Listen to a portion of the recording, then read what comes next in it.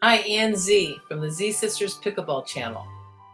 And today I'm going to share with you a new newsletter that I just got in my inbox last week called the Pickleball Clinic.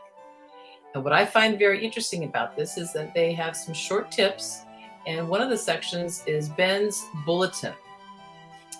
This is from Ben Johns, the #1 male pickleball player who did come from tennis, and he has a whole thoughts on how to transition from tennis to pickleball section. So I thought I'd go over this because as a former tennis player myself, I've fallen into some of these traps. And I want to warn you, if you haven't played pickleball yet and you're coming from tennis, what you might expect. Anyway, so the bulletin is dated April 5th from the Pickleball Clinic. And the first tip is that the first thing you have to realize when you're coming from tennis to pickleball is that the paddle and hard plastic ball are not a tennis racket with strings. So you're going to have a different feel. It's a different length. And the first thing you're going to try to do is to work on a flat sort of ground stroke so that your paddle is literally straight up to the ball. While you can put spins on the ball, it's not going to have the same properties as hitting a tennis ball with strings, with the pickle ball and the paddle. So that's one thing that you're going to want to try to get familiar with, is to shorten the backswing. It's not going to take a long stroke. It's going to be a shorter swing. The target is closer, so you're going to have different properties to get used to. That's one thing that he talks about. Another one is that the volley is very different also. And he talks about, in tennis, we sometimes cup the ball with a volley. You can do an underspin on it, or sometimes there's actually a little bit of a swing so that you're carrying it on the strings and moving it to your target. But since you can't really shape the ball with a flat paddle and pickleball, that should also be hit with a little bit of a flat face so that you're hitting down on it, or in some cases rolling and brushing up on it. That's a little bit more advanced, or maybe pushing it so that it lands deep in the court on the pickleball side. There's also transition with your footwork. Actually, less movement is more.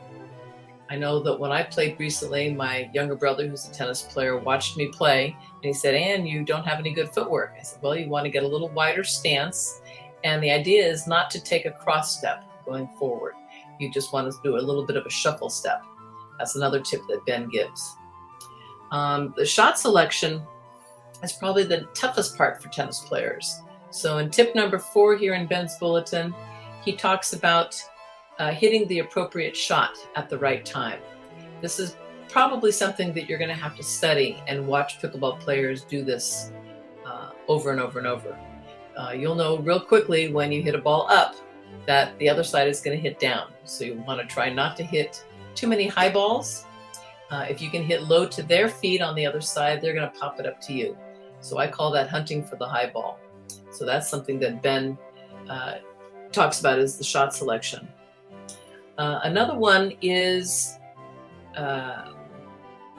if you have an aggressive style of tennis, you can also have an aggressive style in pickleball, sometimes known as a banger. You don't want to be a one-trick pony. If there's a drive up the middle, hitting between the two opponents is always a good idea because it's the safest place, the lowest part of the net. Sometimes they get confused. It won't be the longest distance that you can hit. That's a cross court. But picking the right shot and staying aggressive is definitely a good idea. So some points to remember. I sort of add a little bit of my own to this one. Remember that a paddle and a hard ball is not the same as a racket with a fuzzy ball and strings, especially if you have gut strings, which gives a little more feel. On the ground strokes, you want to try to hit flat. Later on, you can add some spins. I find slice is really effective, especially if you have a one-handed backhand. Cutting the ball down, people have real trouble with low balls. And topspin is important too, so that you can then try to keep the ball in, but it's not going to have the same reaction that a tennis racket and a fuzzy ball is going to have. So ground strokes can be flat. Volleys need to be hit flat. until you get the range, and then you can work to a push volley or a little topspin roll with a limited backswing. Footwork, in that department, less is more. You don't want to overdo it on the foot movement, especially when you get up near the kitchen line, because you can easily step on the line. So you want to try to get yourself a little bit wider stance. 2/3 of your height is a good idea. Keep yourself a little bit more balanced on the ground and lower to the ball, because a lot of things can be hit as a reflex if somebody hitting a hard shot to you. Lower, wider position. And the last one is the shot selection can be tricky. So you'll find out what's not working. Try to watch some of the better players in action and see what they do, and you can always copy from the best. Ben is one of those players that is somebody you want to copy. He has a lot of videos out there on YouTube, and since he is the GOAT in pickleball right now, one of the top male players, he's one to follow. So to summarize, as a tennis player playing pickleball, it may be challenging, but use your natural instincts. They're going to serve you well. You already know how to compete. That's the fun part.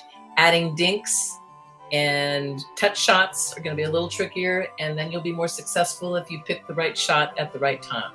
So then you'll become a pickleball player, not just a tennis player playing pickleball.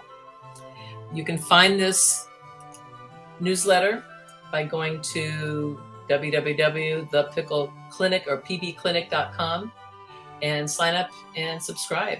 And you'll get this into your inbox every week with lots of little tips and news of the day as far as pickleball goes. So thanks for tuning in.